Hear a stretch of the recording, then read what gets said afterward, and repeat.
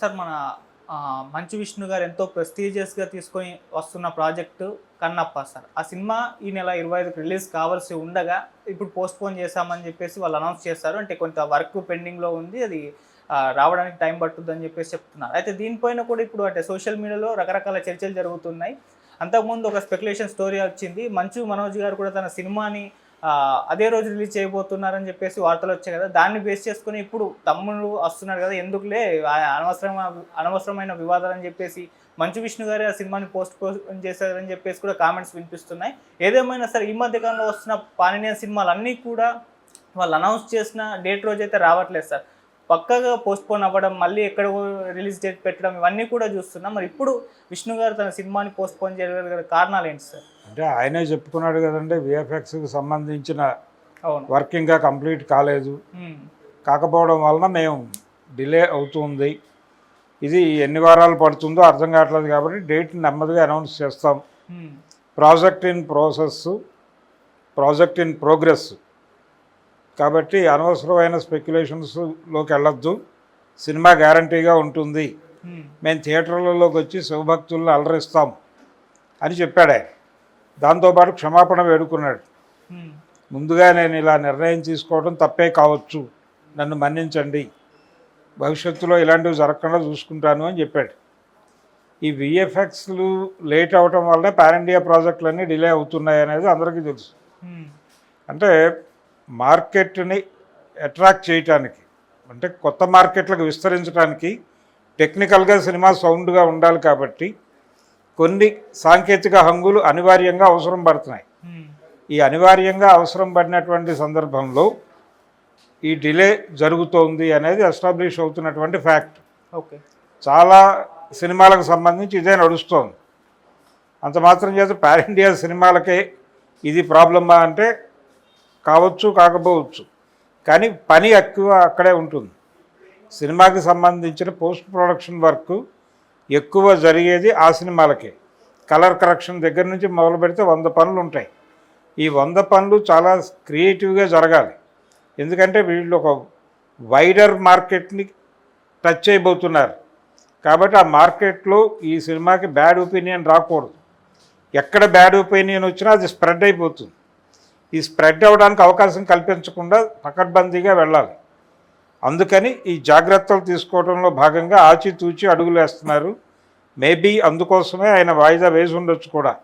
కానీ cinema already చూసాం, బాగానే ఉంది అని ఆ సినిమాకి పనిచేసిన 2-3 ఆల్రెడీ ఇంటర్వ్యూలు ఇచ్చేశారు. అంటే కంక్లూడ్ అయిపోయి ఫస్ట్ పార్ట్ మీ దగ్గర ఉందేమో అని అనుకుంటోంది ప్రపంచం వాళ్ళ మాటల నుంచి. లేదు లేదు, ఇప్పటికీ ఫస్ట్ కాపీ తయారు కాలేదని ఆయన చెప్తున్నాడు. మరి ఆ రోజుల్లో ఫస్ట్ కాపీ అనేవాళ్ళు, ఇప్పుడు హార్డ్ డిస్క్ ఫస్ట్ కాపీ అంటే అదే. దాన్ని నేరుగా క్యూబ్లో పంప్ చేస్తారు, అక్కడి నుంచి థియేటర్లోకి వస్తుంది అది. కాబట్టి ఈ ప్రకారం వాళ్ళు చెప్పింది తప్ప, లేకపోతే వాళ్ళు డబుల్ పాజిటివ్ చూసారా? ఆ రోజుల్లో డబుల్ పాజిటివ్ అనేవాళ్ళు, అంటే సౌండ్ ఎఫెక్ట్లు ఇవేవి లేకుండా అక్కడక్కడ డబ్బింగ్ జరిగి అక్కడక్కడ సౌండ్ ఎఫెక్ట్లు వేసేది కొంతమంది కూర్చుని దీన్ని ఏదైనా రిపేర్ చేయొచ్చా, ఏమైనా తప్పులు ఉన్నాయా అని వెరిఫికేషన్ కోసం చూసేవాళ్ళు. డబుల్ పాజిటివ్ ప్రొజెక్షన్ అనేవాళ్ళు ఆ రోజుల్లో.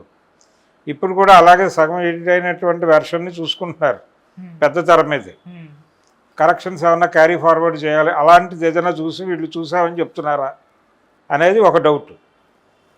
అందుకని ఈ సినిమాకి సంబంధించి టెక్నికల్గా టైం పడుతోంది అనే దానికంటే కూడా జనాలు ఇప్పుడు ఆదిపురుష్ టైంలో ఒక విమర్శ వినిపించింది, అది టీజర్ బాగాలేదు, చాలా బ్యాడ్గా ఉంది అని కామెంట్స్ విపరీతంగా వచ్చినాయి. అవును, వచ్చిన సందర్భంగా టీజర్ నుంచి సినిమాని రిపేర్ చేసే యాక్టివిటీ మొదలైంది. దానికోసమే 100 కోట్లు ఖర్చు పెట్టానని ఓం రావుత్ చెప్పాడు.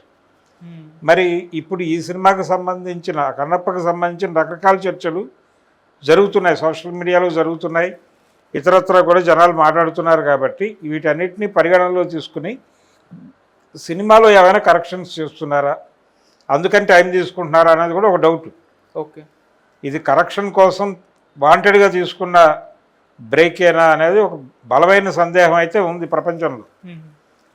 ఈ సినిమా ప్రివ్యూలు పడిన తర్వాత దీన్ని కొంచెం బజ్ క్రియేట్ చేయడానికి ఇచ్చినటువంటి రకరకాల ఇంటర్వ్యూలు, రకరకాల కంటెంట్ డ్రైవ్లు, వీటన్నిటినీ చూస్తే చాలామందికి ఈ సినిమాకి సంబంధించిన బ్యాక్గ్రౌండ్ ఏం జరుగుతుందో ఎంతో కొంత అవగాహన అయితే కలుగుతోంది. ఈ అవగాహన ప్రపంచానికి కలిగితే సినిమా ఏమైపోతుంది అనేది అనుమానం. ఓకే. అందుకని దాన్ని కాపాడుకోవాలి. జరిగిన అంటే తమ ఇతర ఇబ్బందులను కూడా ప్రజలకు చెప్పుకోవాలి. చెప్పుకోవడం కోసం ఆయన కష్టం మీద ఆయన పడుతున్నాడు. సినిమా మెచ్యూర్డ్గా ఉంటుంది, ప్రాపర్గా ఉంటుంది. మేము చాలా బిగ్ స్కేల్లో పెడుతున్నాం. ఇందులో నల్లమల్లో జరిగేటువంటి ట్రైబల్ వార్స్ కూడా చూపిస్తున్నాం, అవి కూడా కొత్త లెవెల్లో చూపించబోతున్నాం అని చెప్తున్నారు. ఇవన్నీ థియేటర్ దగ్గర వర్కౌట్ అయితే ఓకే, తేడా జరిగితే ఏమిటి పరిస్థితి అనేది డౌట్.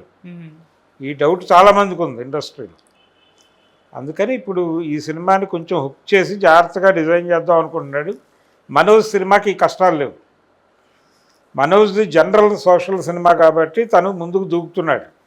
ఒకవేళ కంటెంట్ బాగుంటే ఆ సినిమాకి వెళ్ళిపోవచ్చు జనాలు. ఓకే. ఏమాత్రం ఆడియన్స్ని నిలబెట్టుకోలేకపోయినా నిర్మోహమాటంగా పక్క థియేటర్కి వెళ్ళిపోతున్నారు వాళ్ళు. అందుకని ఆడియన్స్ మెచ్చే సినిమా తీయాలి, కాన్ఫిడెంట్గా తీయాలి. ఎందుకు వచ్చిందో ఈ బ్రేక్ వచ్చింది. ఈ బ్రేక్లో ఈ సినిమా గురించి వ్యక్తమైనటువంటి రకరకాల అభిప్రాయాలని పరిగణనలో తీసుకుని ఏమైనా కరెక్షన్స్ చేసుకుంటూ వెళ్తే బెటర్ కంటెంట్ ఆడియన్స్కి ఇచ్చిన వాళ్ళు అవుతారు కనీసం. ఓకే సార్, విఎఫ్ఎక్స్ విషయంలో మొదట ఆదిపురుష్ టీజర్ రిలీజ్ అవ్వగానే నెగిటివ్ కామెంట్స్ వచ్చేసింది, ఒక ముద్ర అలా పడిపోయింది. అది త్రూఅవుట్ సినిమా రిలీజ్ అయ్యేంత వరకు ఆ ముద్ర అలానే ఉంది. రిలీజ్ అయ్యి కూడా సాటిస్ఫై ఎవరు కూడా అవ్వలేదు. ఆ తర్వాత విశ్వంబర టీజర్ కూడా సేమ్ అదే రెస్పాన్స్ వచ్చింది సార్. అది కూడా ఏదో డిజ్నీ లాగా ఉంది అన్న కామెంట్స్ వినిపించాయి. ఇప్పుడు దానికి కూడా వాళ్ళు పోస్ట్పోన్ చేసుకొని ఆ వర్క్లో పడ్డారు. ఇప్పుడు ఆ కన్నప్ప విషయంలో కూడా అదే జరుగుతుంది. అంటే ఒక ముద్ర నెగిటివ్ కామెంట్స్ విఎఫ్ఎక్స్ మీద పడినప్పుడు అది త్రూఅవుట్ మూవీ దాకా ఉంటుందంటగా. ఉంది కదా, ఆల్రెడీ చూసాంగా, మీరే చెప్పారుగా ఉదాహరణలు. అందుకని విఎఫ్ఎక్స్ ప్రాపర్గా జనాలు ఒక వెర్షన్ చూడటానికి అలవాటు పడ్డప్పుడు దాన్ని మించి ఉంటే నెక్స్ట్ పిక్చర్లో ఎంజాయ్ చేస్తారు. ఓకే. RRR మీద కూడా విమర్శ వచ్చింది. బాహుబలి రేంజ్లో విఎఫ్ఎక్స్ జరగలేదు ఈ సినిమాకి, ఎక్కడో తొందరపాటు జరిగింది, లేదు ఇంకేదైనా కారణం ఉందా అనే సందేహం చాలామంది వ్యక్తం చేశారు. చాలా సన్నివేశాల్లో ముఖ్యంగా ఎన్టీఆర్ పులులు సింహాలతో దూకే షాటు ఇలాంటివి కొంచెం ఇబ్బందికరంగా అనిపించినాయి ఆ షూట్ చేసిన పద్ధతి. అలాంటి ఇబ్బంది రాజమౌళి సినిమాలో రానివ్వడు, కానీ ఆ సినిమాలో దొరికింది. కానీ దాన్ని ప్రపంచం పట్టించుకోలేదు, అది పెద్ద హిట్ అయింది, అది వేరే గొడవ. కాబట్టి ఇలాంటి విఎఫ్ఎక్స్ గోళలు ఉంటాయి, వాటిని జాగ్రత్తగా చేసుకుంటూ ఇన్ టైంలో అయ్యేలాగా చూసుకుంటూ, లేదు దాన్ని బట్టి ఒక మాట ఏదో చెప్తూ చేసుకోవాలి. ఇది మార్కెట్ వెతుకులాటలో భాగంగా పెరిగినటువంటి కష్టం. ఈ కష్టం తీర్చడానికి వాళ్ళు చాలా కష్టపడుతున్నారు. అంటే చాలామంది ఓల్డేజ్ ఆర్టిస్ట్ ఉంటే వాళ్ళ కనుబొమ్మల దగ్గర నుంచి దిద్దుతున్నారు డిజిటల్ ఇంటర్మీడియట్స్లో. ఇంత కసరత్తు, ఇంత కష్టం షూట్ అయిపోయిన తర్వాత ఎడిట్ టేబుల్ దగ్గర మరొక టేబుల్ మీద ఇదంతా జరుగుతోంది.